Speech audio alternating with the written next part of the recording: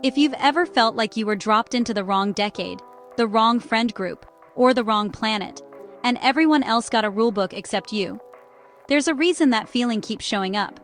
Because if you're an INFJ, you don't just live life, you translate it. You scan for motives, you sense what's unspoken, you feel the emotional temperature of a room before you even sit down. And somehow, you're expected to act normal in a world that rewards loudness, speed, and surface-level everything. And yes, INFJ is often called the rarest type online. Some sources estimate INFJs are around 2% of the population, with INFJ men especially rare at around 1%. But official MBTI publisher data varies by sample. For example, in a US MBTI Global Step 1 sample, INFJ shows up at 2.9% overall, and it's lower among men, 1.5%, than women, 4.2%. So whether it's the rarest or one of the rarest, the point is the same. You're not imagining it.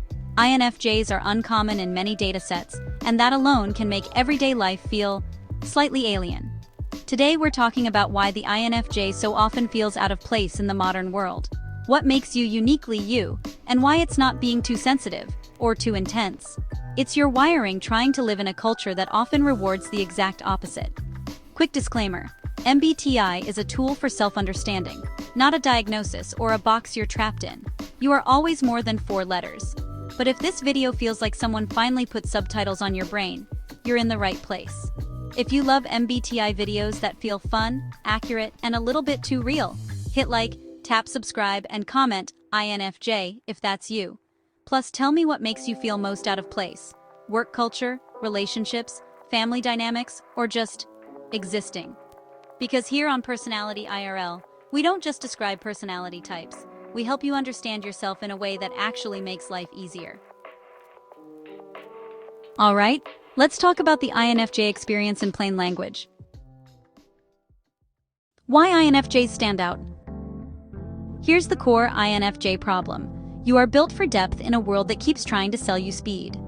The INFJ is typically introverted, intuitive, feeling, and judging, meaning you recharge privately, focus on patterns and meaning, make decisions through values and impact, and you crave clarity and direction. Those traits sound harmless on paper. In real life, they can make you feel like you're constantly too much for people who are just trying to keep things light. An INFJ can walk into a room and instantly clock the social map. Who's performing? Who's anxious? Who secretly dislikes who? Who's smiling with their mouth but not their eyes?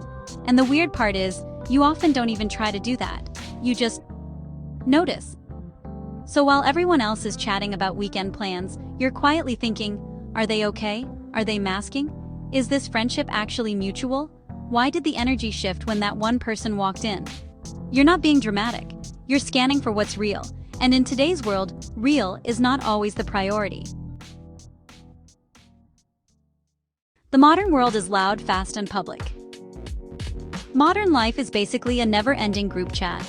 Everything is optimized for instant reaction, short-form content, hot takes, endless notifications, and social expectations that say you should be available, responsive, and emotionally fine at all times. If you're an INFJ, your nervous system is already tired just hearing that sentence. Because INFJs don't just answer messages, they feel the messages. You can sense tone, you can sense distance, you can sense when someone is replying out of obligation.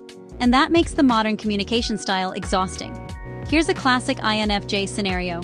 You get a text that says, LOL yeah sure, and everyone else reads it as LOL yeah sure. But you read it as, something is off, they're irritated, they're withholding, they don't want to say it directly. Did I do something? Are they okay? Is this the beginning of the end? And then you talk yourself out of spiraling, while still spiraling. So you don't just feel out of place socially, you feel out of place technologically, like you were built for meaningful letters and quiet conversations, but you got assigned to an era of vibes and voice notes. INFJs crave meaning, but the world sells image. Another reason INFJs feel out of place is because you're meaning-driven in a performance-driven culture. A lot of people are trying to look successful. INFJs want to be aligned. You might be the person who can't stay in a job that feels empty, even if it pays well. Not because you're ungrateful, but because your brain refuses to invest your life force into something that feels disconnected from your values. Meanwhile, the world is like, just network harder, post more, be consistent, build your brand. And the INFJ is like, okay, but what's the point? Who does this help? What does this cost me spiritually? You can't fake purpose. And that can make you feel isolated in environments where everyone else seems fine chasing status, money, or approval, like it's a normal Tuesday. You feel people deeply, but you don't always feel seen. INFJs are often the person everyone confides in. People tell you their secrets. People cry around you unexpectedly. People say, I don't know why I'm telling you this, and then proceed to unpack their childhood trauma in the middle of a parking lot. And you can handle it. You usually do handle it. You're good at it. But here's the loneliness of being INFJ. You're often deeply known by others, without being deeply met by them. Because you tend to ask thoughtful questions, remember details, and connect dots. You notice patterns in someone's story that even they don't notice. And then you go home and realize, very few people return that same level of curiosity toward you. So you start to feel like a mirror, like a translator, like an emotional lighthouse, useful, but unseen. And after enough of that, the INFJ starts doing what INFJs do best, quietly withdrawing. Not out of pettiness, out of self-protection. The out-of-place feeling in relationships. Dating as an INFJ can feel like trying to find a library in the middle of a nightclub. You're not against fun, you're not against flirting, but you're allergic to fake connection. You might meet someone who's charming, attractive, and social, and everyone says they're great. But your intuition is whispering, they are performing. They want attention more than intimacy. This will become confusing later. And then, months later, you're proven right.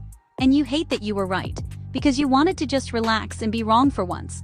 Or you date someone who wants constant access to you. Constant texting, constant reassurance, constant, prove you love me. And you're sitting there like, I do love you. I just also need solitude or I will evaporate. INFJs often get labeled as mysterious, when really, you're just private. You don't open instantly, you open intentionally.